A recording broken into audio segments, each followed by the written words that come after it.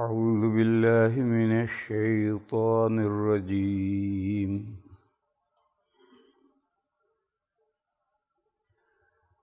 كل نفس ذائقة الموت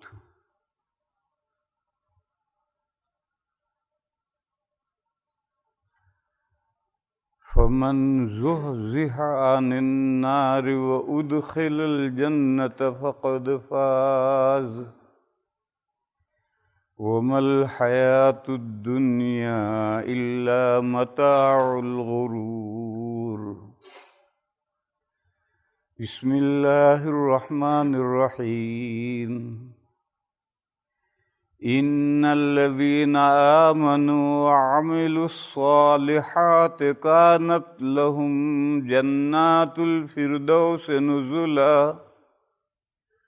خالدين فيها لا يبغون عنها حولا.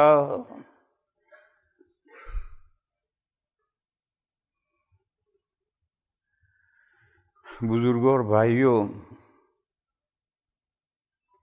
ہر مومن جانتا ہے کہ ہماری دنیا کی یہ زندگی ٹیمپریری زندگی ہے، عارضی زندگی ہے، چند دن کی زندگی ہے، اور اللہ نے یہ زندگی ہمیں خاص مقصد سے دی ہے. اگر ہم نے اپنی یہ زندگی با مقصد گزاری تو کامیاب ہیں، اور اگر ہم نے یہ زندگی ضائع کی، بے مقصد گزاری، تو آگے گھاٹا ہی گھاٹا اور ٹوٹا ہی ٹوٹا.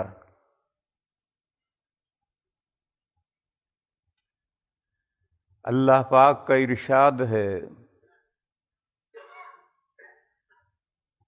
وَهُوَ الَّذِي خَلَقَ الْمَوْتَ لِيَبْلُوَكُمْ أَيُّكُمْ أَحْسَنُ عَمَلًا.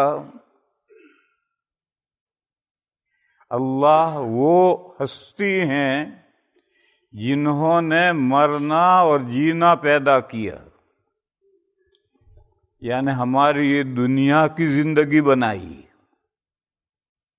اسی میں انسان جیتا ہے، زندہ ہوتا ہے، اور پھر ایک وقت گزار کر کے مر جاتا ہے. اس دنیا میں آنے سے پہلے کی جو زندگی ہے اس میں ہم زندہ ہوئے ہیں، پھر مرے نہیں ہیں.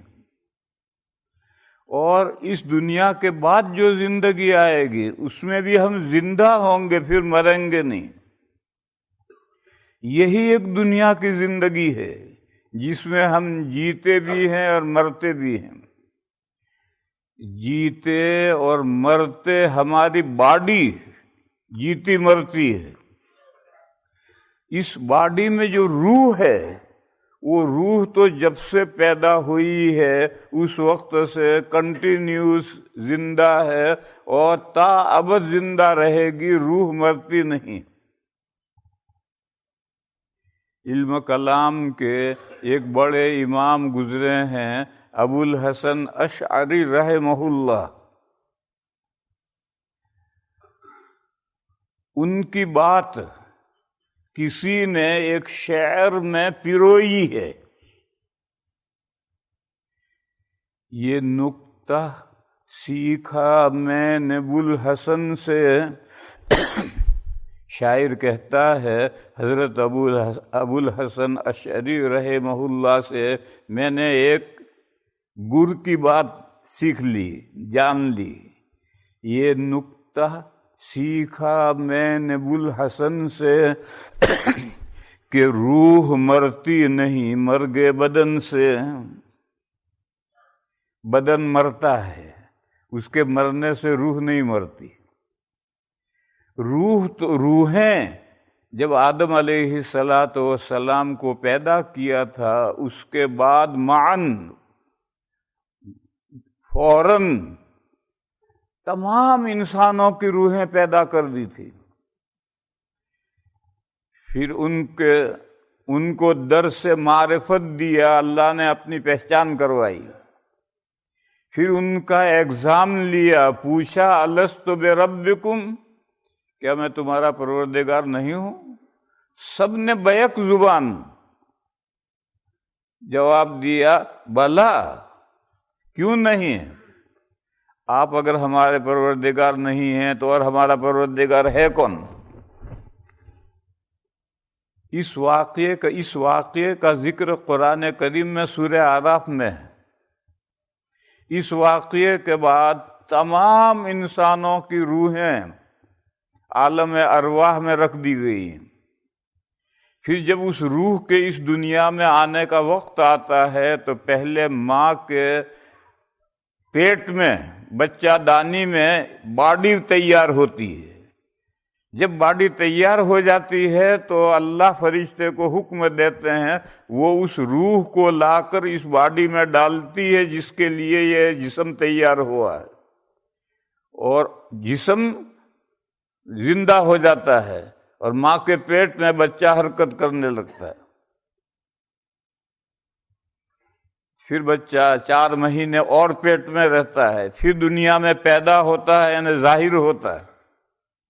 پیدا فارسی لفظ ہے، اس کے معنی ہے ظاہر ہونا، نتھنگ سے تھنگ بننا، یہ پیدا کے معنی نہیں ہے۔ 4 مہینے پہلے ماں کے پیٹ میں وہ نتھنگ سے تھنگ تو بن گیا، اور کون بنا؟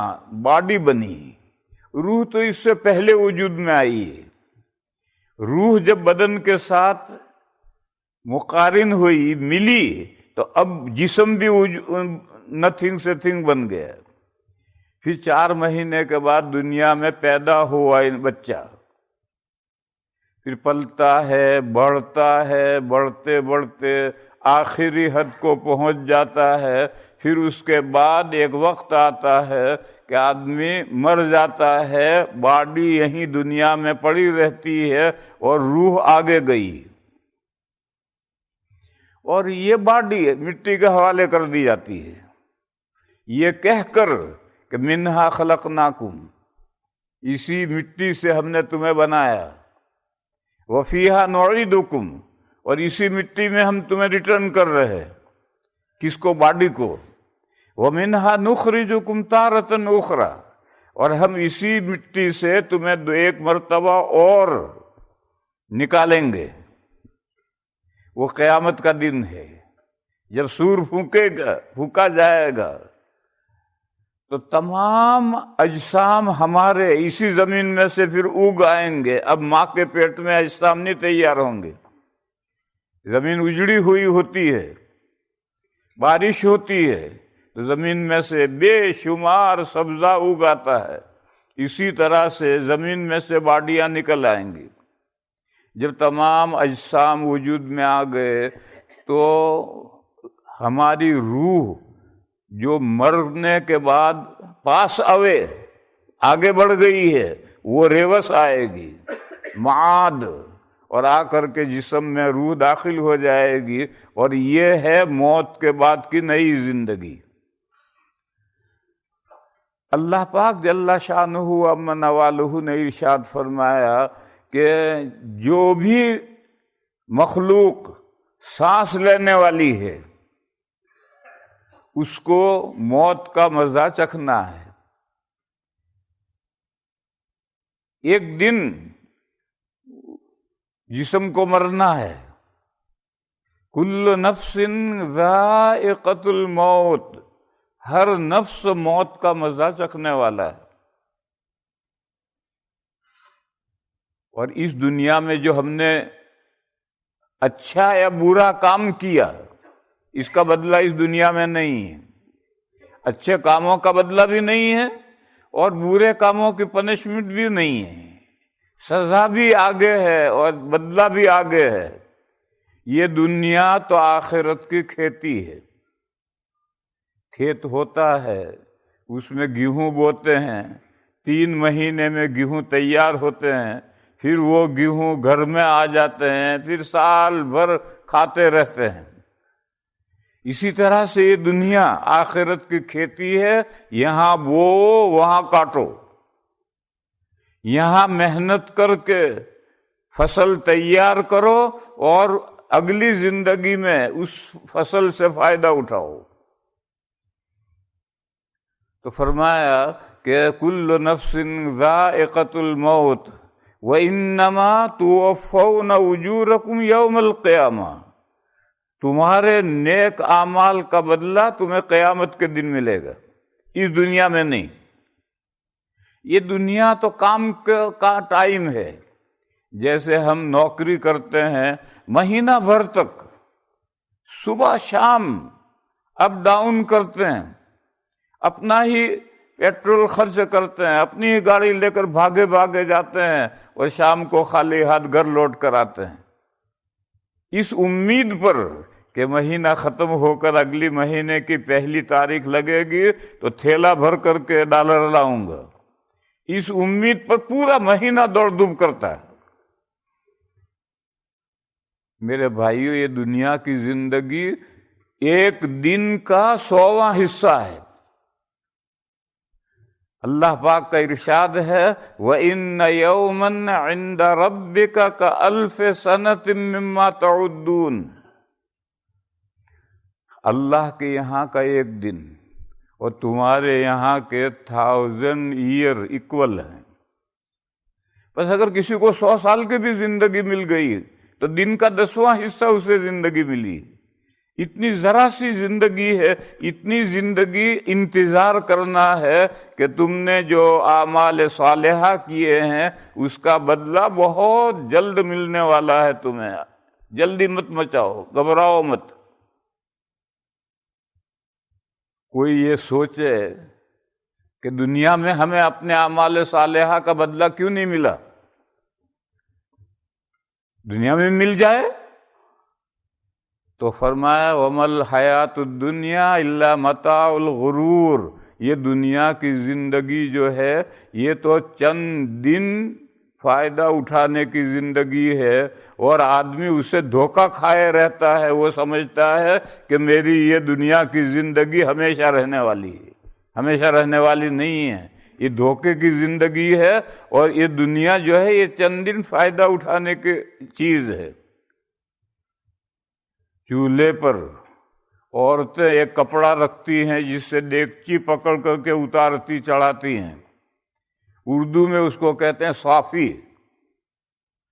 یہ پرانا کپڑا چیتھڑا لا کر چولہے پر رکھتی ہیں اور اس سے دیکھتی چڑھاتی اتارتی ہیں، جب وہ میلا ہو جاتا ہے تو اسے دھوتی نہیں ہے، اسے ڈسٹ بن کے حوالے، پھر دوسرا ایک چیتھڑا لا کر چولہے پر رکھ لیا۔ یہ جو صافی ہے چولہے کا کپڑا، یہ متاع ہے، چند دن فائدہ اٹھانے کا سامان، ہفتہ چلے گا، 15 دن چلے گا، پھر میلا ہو جائے گا، ڈسٹ بن کے حوالے کریں گے، دوسرا ٹکڑا لا کر رکھیں گے۔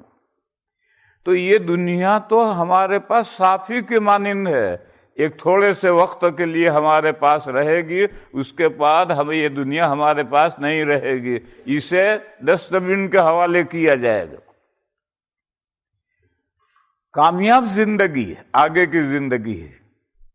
اللہ پاک جل شانہ ومن والہ نے اگلی زندگی کے بارے میں ارشاد فرمایا ان الذین آمنوا وعملوا الصالحات کانت لہم جنات الفردوس نزلا، بے شک جو لوگ ایمان لائے اور انہوں نے نیک کام کیے۔ آج کل ہم مسلمان ایک بہت بڑی غلط فہمی میں ہیں، ایمان اور نیک کام کا جو باہمی تعلق تھا وہ تعلق ہم نے توڑ لیا،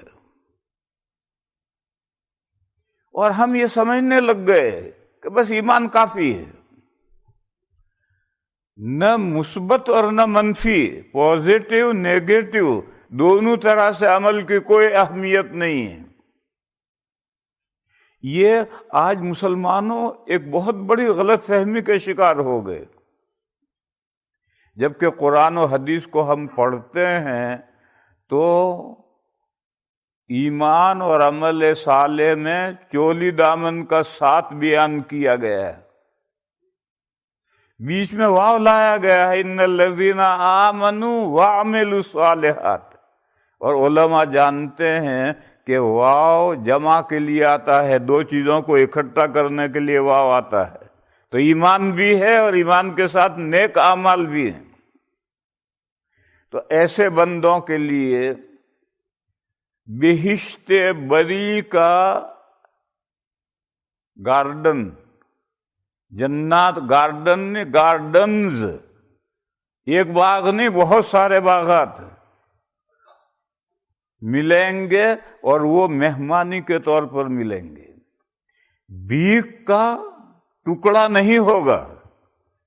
سائل آتا ہے، بھکاری آتا ہے تو ہم آٹا، روٹی، سالن، روپیہ، ڈالر پھینکتے ہیں، لے یہ بھیک کا ٹکڑا ہے۔ تو بہشت بری ہائی کلاس گارڈنز، یہ جو ہائی کلاس گارڈنز ہیں یہ میزبانی کے طور پر، مہمانی کے طور پر ملیں گے۔ بھیک کی حاجت مند کو جس طرح سے دیتے ہیں اس طرح سے بھیک کا ٹکڑا نہیں ہوں گے۔ ان الذین آمنوا وعملوا الصالحات کانت لہم جنات الفردوس نزلا، وہ باغات مل گئے، اب ان باغات میں ہمیشہ ہمیشہ رہنا ہے۔ خالدین فیہا، ان باغات میں مومنین جنہوں نے نیک عمل بھی کیے ہیں ساتھ میں، وہ ان باغات میں ہمیشہ ہمیشہ کے لیے رہیں گے، وہ وہاں سے منہ ہونا چاہیں گے ہی نہیں۔ جب جنتی جنت میں پہنچ جائیں گے تو وہاں سے منہ ہونا نہیں چاہیں گے۔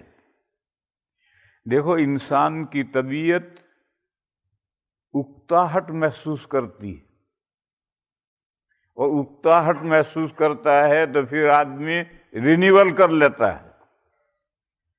گھر میں فرنیچر لا کر لگایا، 5-7 سال ہوئے کہ اس فرنیچر سے طبیعت ہٹ گئی، وہ فرنیچر سارا دروازے پر ڈھیر کر دیا، نیا فرنیچر لا کر کے ڈال دیا۔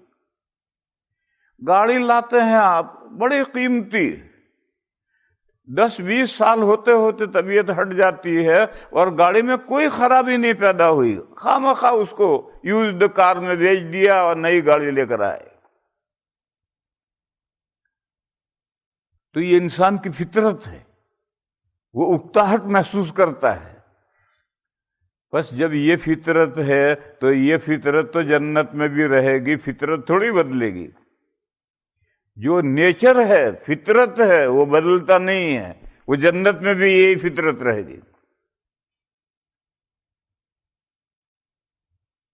میں مثال دوں، دنیا میں ایک مرد کو حسب ضرورت 4 بیویوں تک کی اجازت دی گئی، حسب ضرورت، انصاف کی شرط کے ساتھ، بے ضرورت نہیں، حسب ضرورت اور انصاف کی شرط کے ساتھ 4 بیویوں تک کی اجازت دی گئی۔ بعض ایجوکیٹڈ عورتیں یہ پوچھتی ہیں کہ جنت میں جنتیوں کو 70 حوریں ملیں گی، تو جنتی عورتوں کو کتنے شوہر ملیں گے؟ یہ بعض ایجوکیٹڈ عورتیں پوچھتی ہیں کہ جب جنت میں 70 حوریں ملیں گے کہ جنتی کو، تو جنتی عورت یہی دنیا کی مومن عورت جو نیک کام کر کے جنت میں پہنچی ہے، اسے کتنے شوہر ملیں گے؟ تو ہم اسے کہتے ہیں جنت کی پنچایت بعد میں کرنا، پہلے دنیا کی پنچایت کر لو کہ دنیا میں ایک عورت کو کتنے شوہر کی ضرورت ہے۔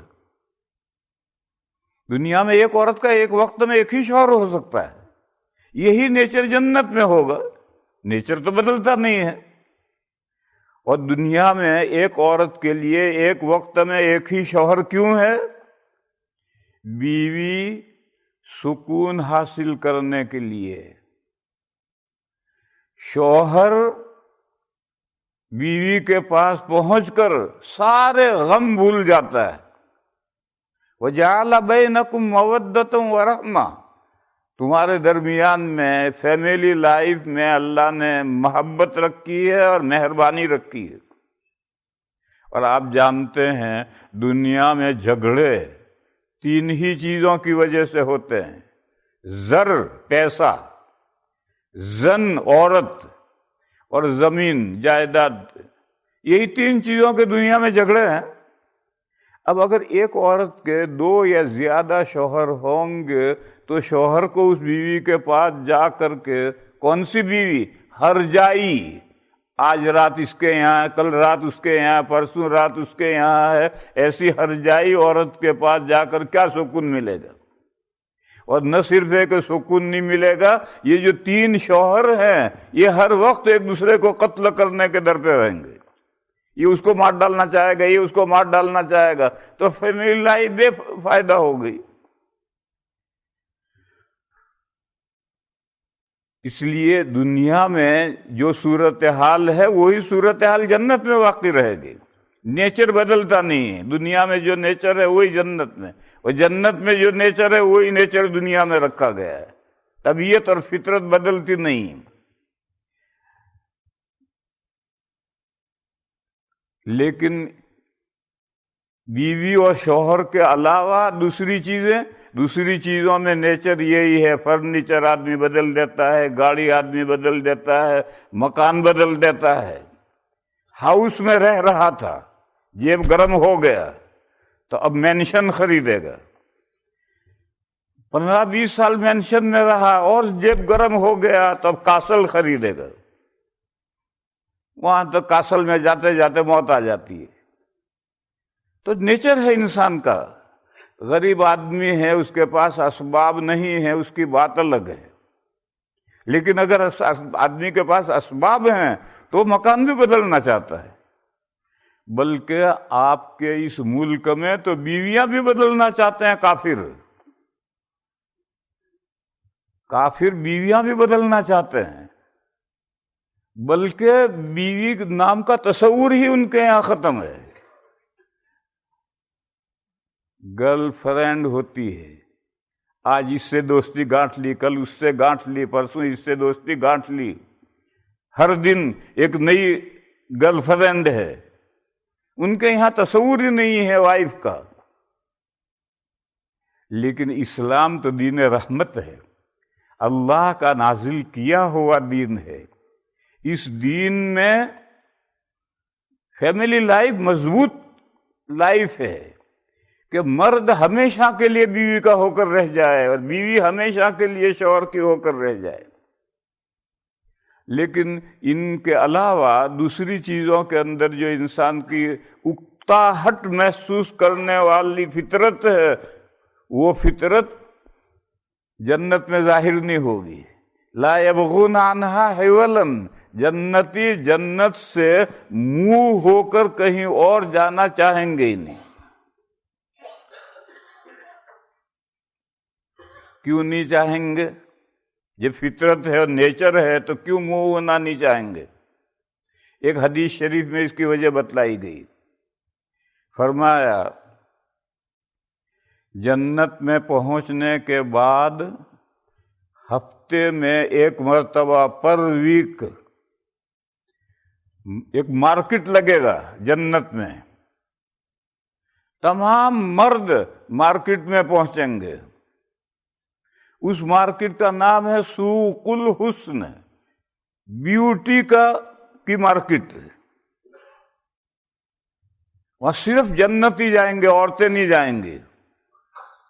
آج کل جو ہماری عورتیں مارکیٹ میں جاتی ہیں، جاب کرتی ہیں، خریداری کرتی ہیں، گھر کے سامان لے کر آتی ہیں، یہ سب غیر مذہب کے اثرات ہیں۔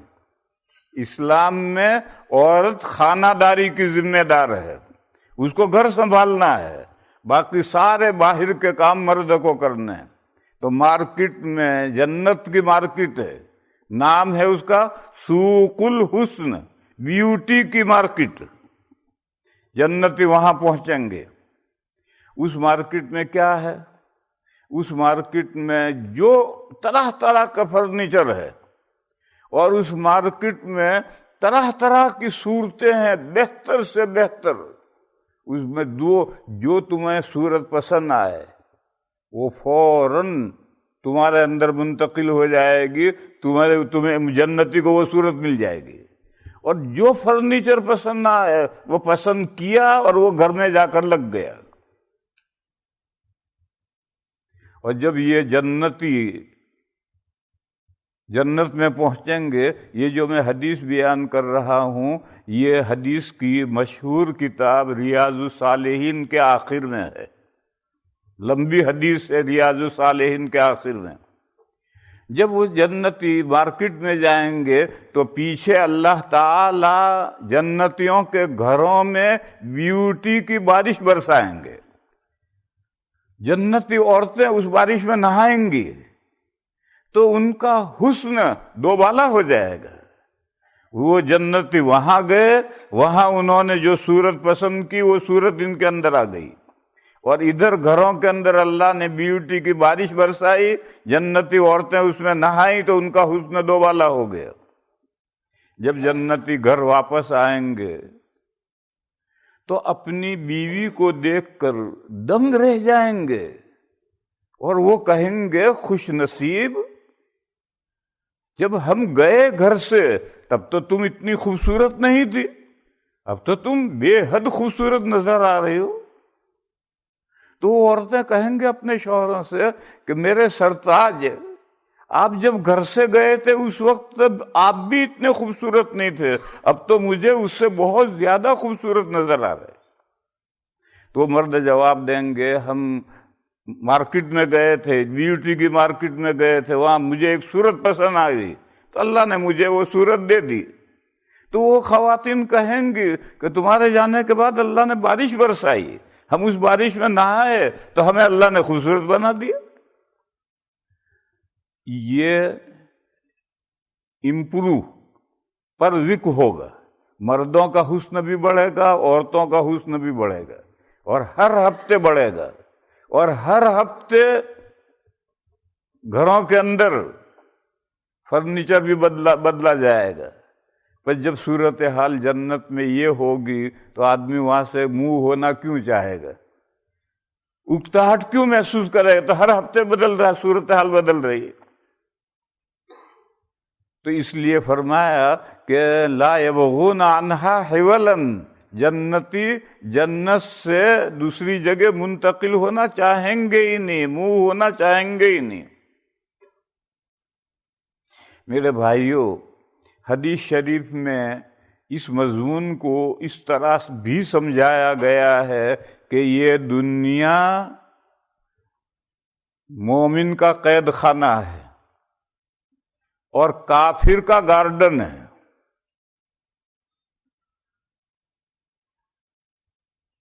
کچھ لوگ سوچتے ہیں کہاں قید خانہ ہے مومن کا، ساری دنیا میں مومن گھوم پھر رہا ہے، مزے اڑا رہا ہے، کہاں قید خانہ ہے؟ اور کافر کا باغ ہے، کہاں باغ ہے؟ بہت سے کافر ہیں بھوکے مرتے ہیں۔ تو میرے بھائیوں اس کو سمجھو،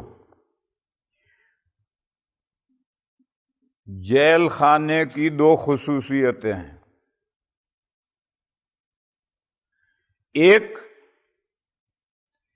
جیل خانے میں قیدی کی مرضی نہیں چلتی ہے، جیلر کے احکام کا فالو کرنا پڑتا ہے، وہ جو چاہے کرے۔ جیل میں یہ نہیں چلے گا، قیدی کی مرضی نہیں چلتی ہے، جیلر کا جو حکم ہے اس کا فالو کرنا۔ اور دوسری خصوصیت جیل خانے کی یہ ہے کہ چاہے کتنا بھی وقت کوئی جیل خانے میں رہ جائے، اس کا جی جیل خانے میں نہیں لگے گا، ہر وقت بےتاب رہے گا کب چھٹی ملے، جیل سے بھاگوں یہاں سے۔ ایک جیل بھر گئی تھی، جج نے جیلر کو آرڈر بھیجا کوئی بہانہ بنا کر جیل خالی کرو، آگے مجرموں کو بھیجنا ہے، جیل بھر گئی۔ تو جیلر نے تمام قیدیوں کو بلایا اور کہا جو جتنی مدت سے جیل میں ہے اس اعتبار سے لائن لگا دو. لگا دی سب نے لائن. وہ چھوٹے موٹے بہت سے گفٹ لا کر اس نے رکھے تھے. ایک کو بلایا, کب سے ہے تو؟ کہا 6 مہینے سے ہوں. اچھا, لے ٹائم پیس, جا گھر. وہ چھٹی بھی مل گئی اور ٹائم پیس بھی مل گیا. اسی ٹائم پیس سے ٹائم پاس کریں گے. دوسرے کو بلایا, بھائی تو کب سے ہے؟ اس نے کہا میں 1 سال سے ہوں. اچھا تو 1 سال سے ہے, لے چل موٹر سائیکل لے گھر جا. تو سب سے آخر میں ایک چچا کھڑے تھے, وہ 20 سال سے جیل میں تھے. تو وہ سوچ رہے ہیں کہ کسی کو ٹائم پیس ملی, کسی کو سائیکل ملی, کسی کو یہ, کسی کو یہ. جب اپن کا نمبر آئے گا تو پوری بلڈنگ ملے گی. بڑے خوش.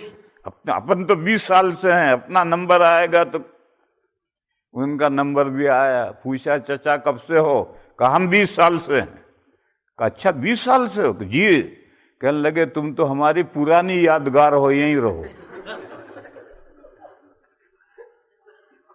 اب بیچارے دل محسوس کر رہ گئے, کتنی تمنائیں بھاگنے کی تھی, اب حکم ملا کہ تم تو پرانی یادگار ہو, یہیں رہو. تو 20 سال جیل میں رہنے کے بعد بھی طبیعت اس بندے کی نہیں لگی. یہ جیل کی خصوصیت ہے, چاہے کتنا بھی زمانہ جیل میں رہے طبیعت نہیں لگے گی. اور جیل میں جیلر کے احکام کا فالو کرنا ہے, اس کے حکم کے خلاف ایک سانس بھی نہیں لے سکتے. وہ جو کہے وہی کرنا. اب میرے بھائیو سمجھو, یہ دنیا مومن کا جیل خانہ ہے, یعنی یہاں مومن کے لیے آزادی نہیں ہے. جیلر نے یعنی خالق و مالک نے, اللہ تعالی نے اس کے لیے آرڈرز بھیجے ہیں, قرآن و حدیث میں احکام بھیجے ہیں. ان احکام کا فالو کرنا ہے, قدم بقدم انہی احکام پر چلنا ہے. ان احکام سے ایک قدم بھی ادھر ادھر ہٹانے کی اجازت نہیں. اور اگر ایمان ہے اور عمل صالح ہے تو بندہ مرنے کے لیے بےتاب رہتا ہے. یہ تو ہم جو مرنے سے ڈرتے ہیں اس لیے ڈرتے ہیں کہ ایمان تو جیسا ویسا ہے مگر عمل کی صورتحال ہماری بہت خراب ہے. اس لیے ہم ڈرتے ہیں کہ مرنے کے بعد نہ معلوم کیا معاملہ پیش آئے گا. لیکن جو اللہ کے نیک بندے ہیں وہ تو مرنے کے لیے بےتاب ہوتے تھے. صحابہ کرام رضی اللہ تعالی عنہم اجمعین جب میدان میں اترتے تھے تو رجز پڑھتے تھے, غدن نلقی الاحبہ محمدا وحزبہ. آج شہید ہوں گے, کل ہماری ملاقات ہوگی محبوبوں سے, نبی پاک صلی اللہ علیہ وسلم سے, اور دوسرے مومنین سے کل ملاقات ہوگی. یہ رجز پڑھتے پڑھتے میدان میں اترتے تھے. وہ آج شہادت ملی اور کل حضور سے ملاقات. آرا کے حساب بے باکست از کسے چے باک. جس کا حساب صاف ستھرا ہے اس کو آڈیٹر آ کر حساب چیک کر رہے تو کرے بھائی, ہمارا کیا بگڑے گا, اس کو آڈیٹر کا کیا ڈر ہے. آرا کے حساب بے باکست از کسے چے باک. جس کا حساب صاف ہے اس کو آڈیٹر سے کیا ڈر ہے, جب بھی آؤ آ کر کر لو چیک ہمارا. لیکن حساب اگر صاف نہ ہو تو پھر دل ہلتا ہے کہ آڈیٹر آ گیا اور اس نے ہماری بدماشی پکڑ لی تو کیا ہوگا. اس لیے اللہ کے نیک بندے تو مرنے کے لیے بےتاب رہتے ہیں. ان کا دنیا میں جی نہیں لگتا. اس اعتبار سے یہ دنیا مومن کا جیل خانہ ہے کہ اس دنیا میں اسے اپنی مرضی نہیں چلانی. اللہ اور اللہ کے رسول کی مرضی چلے گی اور اسی کا ہمیں فالو کرنا ہے، ایک قدم بھی صراط مستقیم سے دائیں بائیں نہیں ہٹانا۔ اور ایسا بندہ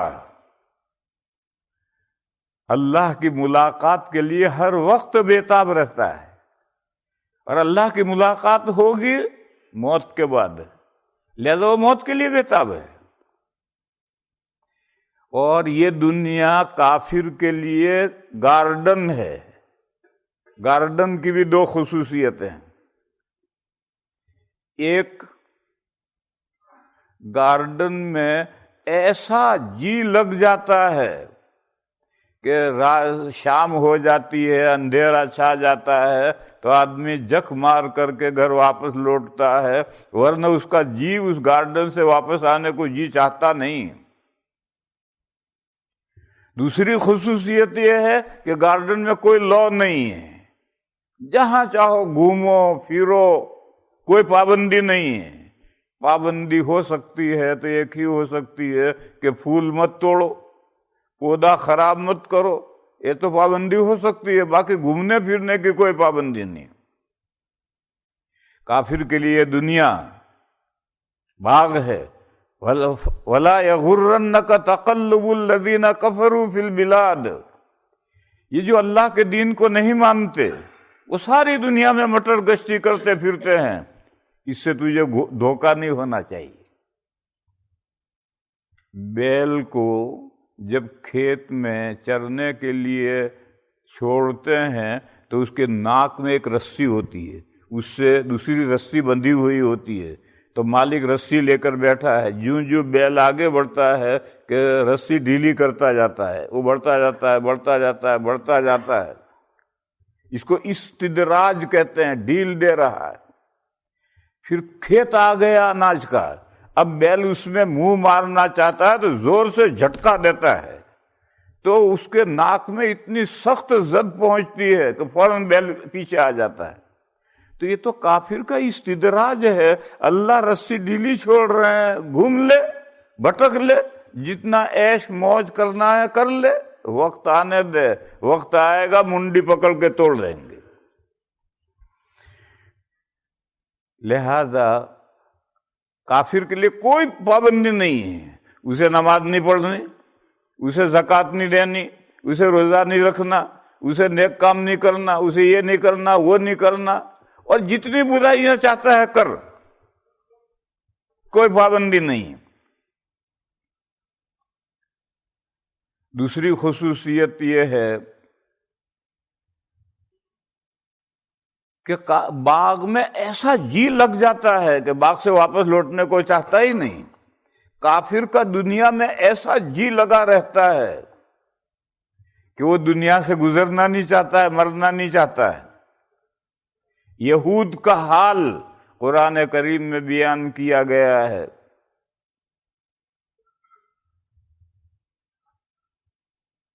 وَلَا يَتَمَنَّوْنَهُ أَبَدًا بِمَا قَدَّمَتْ أَيْدِيهِمْ، یہ یہود موت کی کبھی تمنا کر نہیں سکتے ان کاموں کی وجہ سے جو ان کے ہاتھوں نے آگے بھیجے ہیں۔ ان کو معلوم ہے کہ ہم نے کیا کرتوت کر رکھے ہیں اور کیا چیز آگے بھیج رکھی ہے، مرتے ہی اس کی جزا آئے گی، تو یہودی کبھی موت کی تمنا کر نہیں سکتے۔ یہی حال یہود کا نہیں، ہمارے اندر ہم جو مسلمان کہلاتے ہیں ان میں اللہ کے نیک بندے تو موت کی تمنا کرتے ہیں۔ پاکستان کے ایک بڑے حضرت گزرے ہیں، حضرت مولانا یوسف صاحب لدھیانوی، لندن میں میری ان سے آخری ملاقات ہوئی۔ ساتھیوں نے چائے پانی ٹی پارٹی مہمان کے اعزاز میں کی تھی۔ انہوں نے صرف شوربے کا چند چمچے، 2-3 چمچ جوس نہیں، کیا کہتے ہیں مرغی کا نکالتے بناتے سوپ، 2-3 چمچے پیے، پھر ساتھیوں نے سب اڑا دیا۔ یہ جو جوان دسترخوان پر بیٹھتے ہیں وہ دسترخوان صاف کرنے کے لیے بیٹھتے ہیں. جب دسترخوان صاف ہو گیا، دسترخوان اٹھ گیا، سب چلے گئے تو ہم دونوں رہ گئے. تو حضرت نے مجھ سے فرمایا، مولوی صاحب سامان باندھ کر تیار بیٹھا ہوں، جب بلاوا آ جائے. یہ کہا سامان باندھ کے تیار بیٹھا ہوں، جب بلاوا آ جائے. ہم جدا ہوئے، میں انڈیا گیا، وہ پاکستان گئے. 1 مہینے کے بعد میں اطلاع آئی کہ کسی نے گولی مار دی، وہ شہید ہو گئے. تو اللہ کے نیک بندے تو اللہ سے ملنے کے لیے بےتاب ہیں، اور اللہ سے ملنا موت کے بعد ہوگا. لیکن جن کا کردار صحیح نہیں ہے، کرنے کے کام کیے نہیں ہیں، نہ کرنے کے کام کر رکھے ہیں، تو ہم مسلمانوں میں بھی موت کی تمنا بڑی مشکل سے کرتا ہے. ایسا بندہ اسے معلوم ہے کہ مرنے کے بعد میرا کیا حشر ہونا ہے، کیا حال ہونا ہے، تو موت کی تمنا بڑی مشکل سے کرتا ہے. بس میرے بھائیوں، یہ کسوٹی ہے. کسوٹی جانتے ہو؟ پہلے ایک پتھر ہوتا تھا، اس پر سونے کو رگڑو، سفید لکیر آئی تو سونا کھرا ہے، کالی لکیر آئی سونا کھوٹا ہے. وہ پتھر ہوتا تھا، وہ کسوٹی کہلاتا تھا. یہ کسوٹی ہے. اپنے گریبان میں منہ ڈالو، جھانکو، اور مرنے کے لیے تم تیار ہو یا نہیں ہو. اگر تم دل سے مرنے کے لیے تیار ہو تو سمجھ لو کہ تمہارا ایمان اور ایمان کے ساتھ اعمال صالحہ کی دولت تمہیں حاصل ہے. اور اگر تم نے گریبان میں جھانکا اور جی مرنے کے لیے تیار نہیں ہے تو سمجھ لو کہ ایمان میں کھوٹ ہے، یا ایمان صحیح ہے تو پھر اعمال میں کمی ہے، اس وجہ سے مرنے کے لیے تیار نہیں.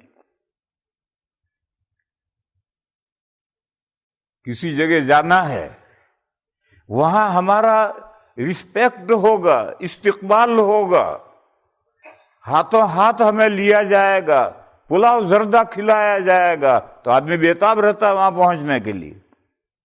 اور اگر معلوم ہو جائے کہ وہاں پہنچوں گا فوراً پولیس کھڑی ہوگی ہتھکڑیاں لے کر، اور ہتھکڑیاں ڈال کر جیل میں پہنچائے گی، تو کبھی بھی جانے کے لیے تیار نہیں ہوگا. تو یہ کسوٹی ہے. اس کسوٹی پر مجھے بھی، آپ کو بھی، ہر ایک کو اپنا جائزہ لینا ہے کہ میرے ایمان اور عمل کا کیا حال ہے. اس سے فیصلہ ہو سکتا ہے. تو جو مومن ہے اس کا حال تو یہ ہے. لیکن کافر ہے، وہ تو کبھی بھی مرنا نہیں چاہتا. یود احدہم لو یعمر 1000 سنہ. یہ جو اللہ کے دین کا انکار کرنے والے بندے ہیں، وہ تو یہ تمنا رکھتے ہیں کہ 1000 ایئرز کی لائف مل جائے. 1000 ایئر کے 80 سال کے بعد میں آنکھیں کام کرنا چھوڑ دیتی ہیں، کان سنتے نہیں ہیں، منہ میں ایک دانت نہیں رہا، ٹانگوں میں طاقت نہیں رہی، ہاتھوں کو پکڑنے کی سکت نہیں رہی. پوچھو چچا مرنا ہے؟ نہیں بیٹا، ابھی مجھے 100 سال جینا ہے. مرنے کے لیے تیار نہیں چچا. سارے اعضاء نے جواب دے دیا مگر وہ مرنے کے لیے تیار نہیں. یہ لائف کی ایسی مایا اور محبت اللہ تعالیٰ نے رکھی ہے. کتنا بھی گیا گزرا ہو جائے مرنے کے لیے تیار نہیں ہے. لیکن اللہ کے نیک بندوں کا یہ حال نہیں ہے. یہ کافروں کا حال ہے، یا وہ لوگ جو کافروں جیسے اعمال کرتے ہیں ان کا یہ حال ہے. بہرحال گارڈن کی 2 خصوصیتیں ہیں. دل لگ جاتا ہے، تو کافر کا دل اس دنیا میں لگا ہوا ہے. دوسرا، کوئی پابندی نہیں ہے گارڈن میں، جدھر چاہو گھومو پھرو. کافر کے لیے بھی کوئی پابندی نہیں ہے. وہ بھی ساری دنیا کوئی کام، ہر برائی کرتا ہے، ہر نیک کام سے دور بھاگتا ہے. اس معنی کر کے حدیث شریف میں فرمایا گیا کہ الدنیا سجن الکافر، دنیا کافر کا جیل خانہ ہے. اور مومن کا نہیں، دنیا مومن کا جیل خانہ ہے اور کافر کا باغ ہے۔ پھر اس دنیا کے بعد جب دوسری دنیا آئے گی تو معاملہ الٹ جائے گا۔ کبھی پریس میں آپ گئے؟ جس پلیٹ سے کاغذ پر چھپتا ہے اس پلیٹ پر دیکھو الٹے حرف ہوں گے، اس پر رولا گھومے گا، پھر وہ کاغذ پر جا کر پلیٹ لگے گی تو سیدھے حرف ہو جائیں گے۔ اور پریس میں جانے کی کیا ضرورت ہے؟ ہر آدمی کی آفس میں ربڑ کی مہر ہوتی ہے، اس مہر کو یوں کر کے دیکھو سارے حروف الٹے ہیں، اس کو سیاہی میں بسا کر کے کاغذ پر جمایا تو حروف سیدھے ہو گئے۔ یہ نقشہ آخرت میں پلٹ جائے گا۔ آخرت میں مومن کے لیے جنت ہے، باغ ہے، اور باغ نہیں باغات ہیں، ایک نہیں بے حساب باغات ہیں۔ اور کافر کے لیے جہنم ہے، اور جہنم کے بارے میں سورہ بنی اسرائیل میں ہے وَجَعَلْنَا جَهَنَّمَ لِلْكَافِرِينَ حَصِيرًا، ہم نے جہنم کو کافروں کے لیے جیل خانہ بنایا ہے۔ جب کافر جہنم میں پہنچے گا تو جہنم کا جو جیلر ہے اس فرشتے کا نام ہے مالک، جو جہنم کا داروغہ ہے، سپرنٹینڈنٹ ہے، اس کے آرڈر کے خلاف سانس نہیں لے سکتا جہنمی۔ جس طرح اس کا حکم ہوگا اسی طرح سے دوزخ میں کافروں کو رہنا ہے، اور تا ابد رہنا ہے، مگر ان کا جہنم میں کبھی بھی دل لگے گا ہی نہیں۔ بار بار مالک کے یہاں درخواست دیں گے کہ ہمیں ایک دن ہفتے میں ہالیڈے کا ملنا چاہیے، چھٹی ملنی چاہیے۔ حدیث شریف میں ہے کہ مالک 1000 ایئرز کے بعد جواب دے گا انکم ماکثون، تمہیں اس جہنم میں ہمیشہ ہمیشہ رہنا ہے، چھٹی ملنے کا سوال ہی نہیں۔ 1000 سال انتظار کرنے کے بعد جواب آیا، اس وقت اس کی مایوسی کا کیا حال ہوگا؟ تو کافر کا دوزخ میں جی لگے گا ہی نہیں، اور مرضی نہیں چلے گی اس کی۔ مالک جو داروغہ ہے وہ جو کہے گا وہی کرنا ہے۔ اور مومن جب دوسری دنیا میں پہنچا تو حروف سیدھے ہو گئے، باغ نہیں باغات ملے، اور ایسے باغات ملے کہ جہاں سے وہ کبھی منہ ہونا چاہے گا ہی نہیں۔ ایسا جی اس کا لگ جائے گا جیسے باغ میں جی لگتا ہے، ایسا جنت میں مومن کا ایسا جی لگ جائے گا کہ لا یبغون عنہا حولا، وہ وہاں سے دوسری جگہ جانا ہی نہیں چاہے گا۔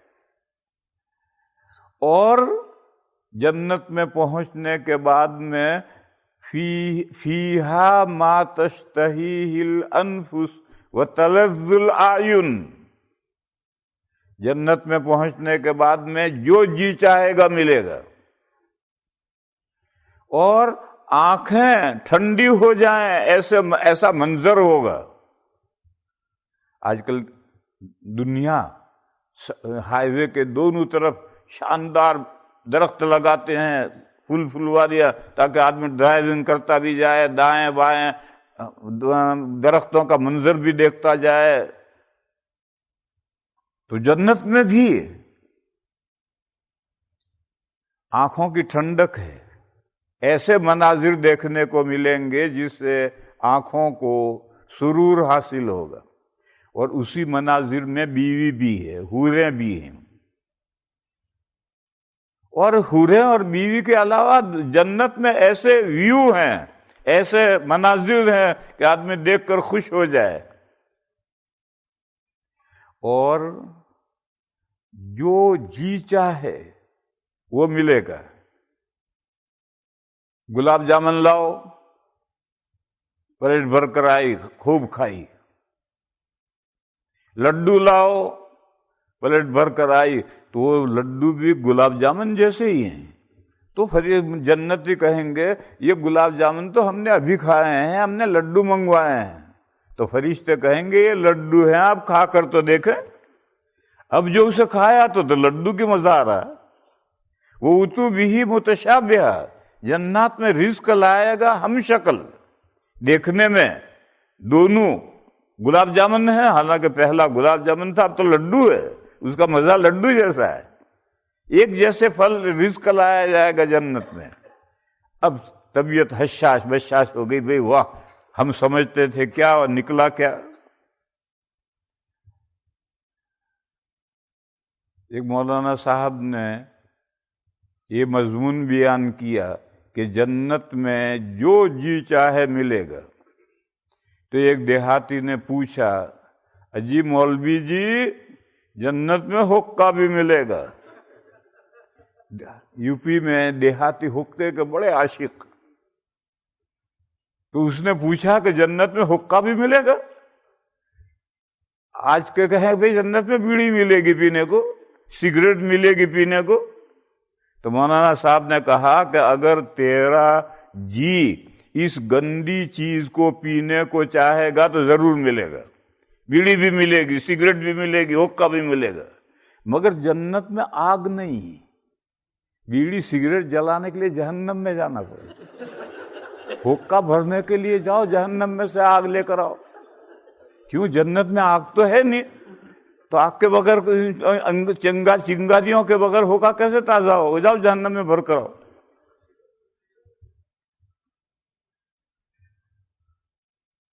بہرحال اللہ پاک جل شانہ و من والہ نے ہماری اس زندگی کو بڑا شاندار، دل فریب، جس پر دل ریجھے ایسی زندگی بنائی ہے۔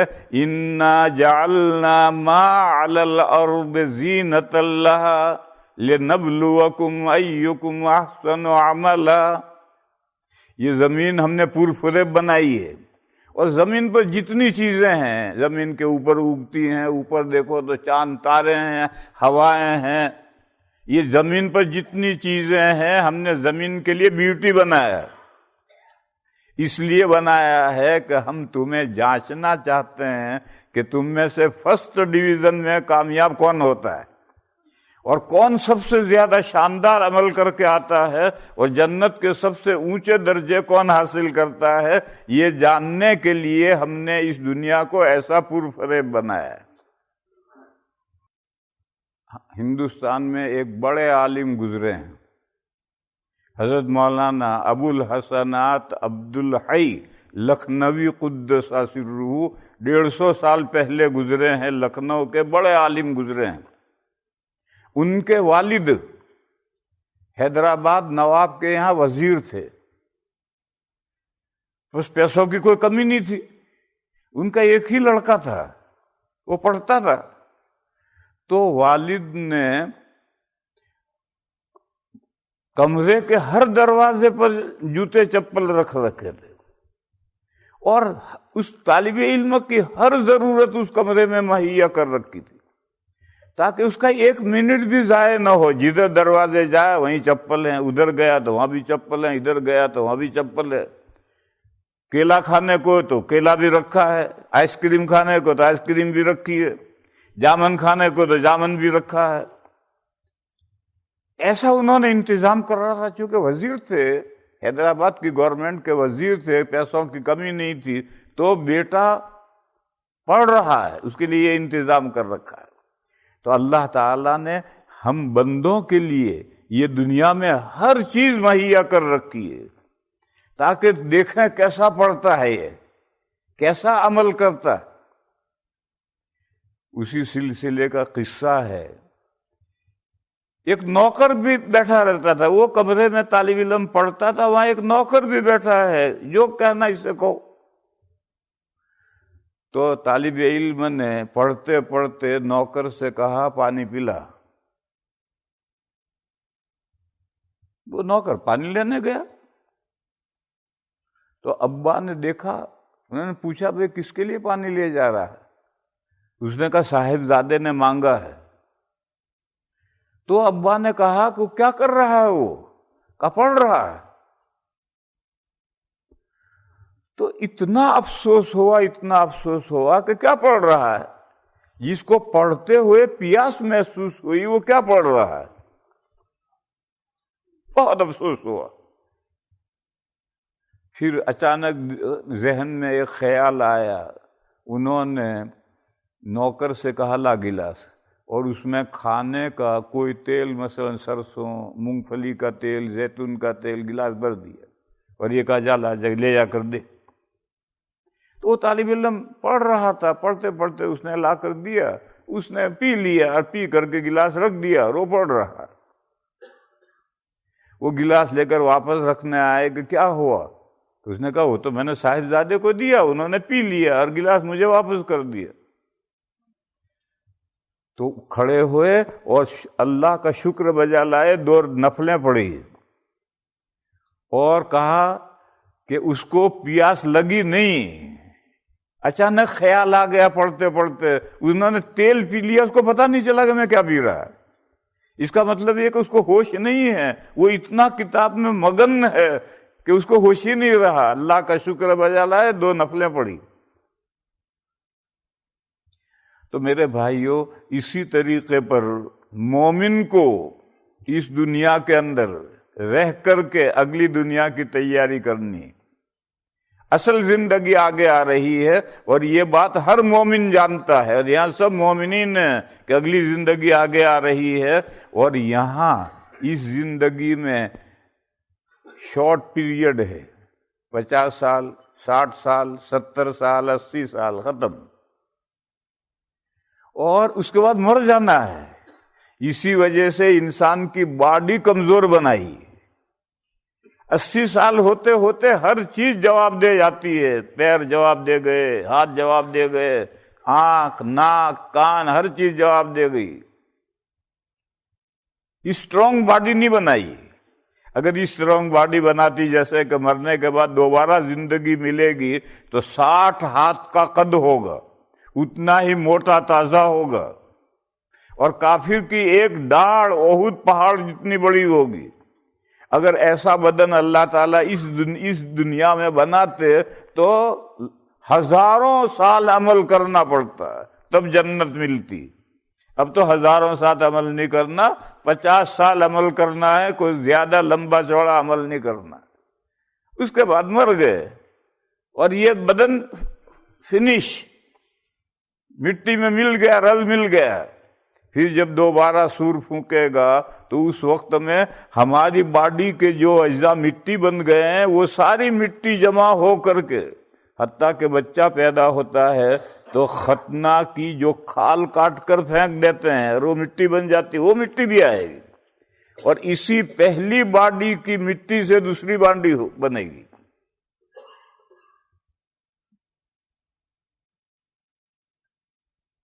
اور وہ اتنی مضبوط بنے گی کہ جنتی جنت کی نعمتوں سے تا ابد متمتع ہوگا، اور جہنمی جہنم کے عذاب سے ہمیشہ سزا پاتا رہے گا۔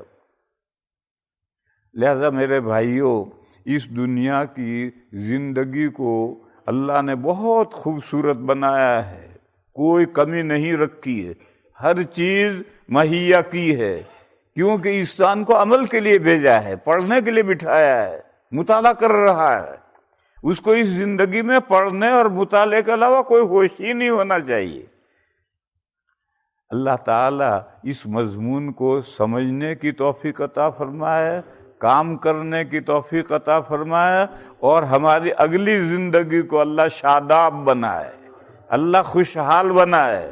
یہاں کی زندگی تو جیسے ویسے گزر جائے گی، کچھ زیادہ فکر کرنے کی ضرورت نہیں ہے، بقدر ضرورت تو فکر کرنا ہے۔